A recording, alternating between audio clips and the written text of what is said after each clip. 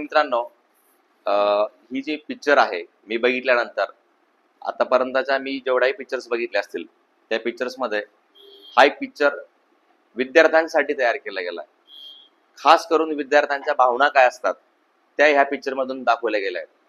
फक्त पिक्चर नसून तर या पिक्चर मध्ये विद्यार्थ्याच्या भावना कशा आपण पालक म्हणून समजून घ्यायला हव्या या पिक्चर मध्ये मला बघायला मिळालं.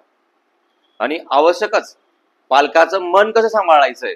सर्वात शेवटी पालकालाही काहीतरी भावना असतात आणि तुमच्या भावना तर सगळ्यांच्याच महत्वाच्या आहेत. विद्यार्थी म्हणून तर आहेतच, त्यासोबत तुम्ही शिक्षण घेतात, तुम्ही शिक्षणासोबत तुम्हाला इतर प्रेशरही असतो, शाळेचा अभ्यास असतो आणि तुमचे स्वप्न असतात आणि त्या स्वप्नांसोबत तुमच्या आईवडिलांचे स्वप्न सुद्धा तुम्हाला पूर्ण करायची ही जिद्द असते. मी त्याला जिद्द म्हणतोय. मग ती सगळी जिद्द तुम्हाला पूर्ण करायची आहे, स्वप्नही पूर्ण करायचे, पण त्यासोबत एखाद्या पालकाचा अतिरेक ज्या विद्यार्थ्यावर होतो की तुला हेच करायचंय, त्यावेळेस घेतलेलं तुम्ही डिसिजन त्या पिक्चर मध्ये त्याने दाखवलेलं आहे.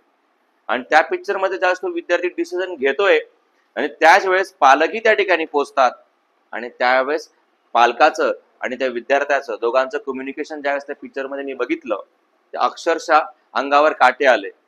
आणि त्या मुलीने त्या बापाला कशा पद्धतीने स्वतःच्या मनाला समजून घेतलं आणि बापालाही समजून सांगितलं आणि पुढच्या फ्युचर्स बद्दलचंही त्यांनी सांगितलं. त्या पिक्चर मध्ये अतिशय तेवढा जो भाग आहे ना, खूप बघण्यासारखा आहे. मी तर म्हणतो पूर्ण पिक्चरच बघण्यासारखा आहे, पण अतिशय तो शेवटचा भाग आहे ना, मनाला चटका देऊन जाणारा आहे. म्हणून प्रत्येकाने तो भाग बघावा आणि पूर्ण पिक्चर बघावा, मी अशी नम्र विनंती करतो.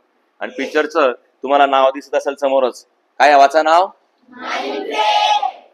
पार्ट 1. पिक्चर कोणी काढलाय? शाबास, चेतन मरसाळे फिल्म्स या नावाचे.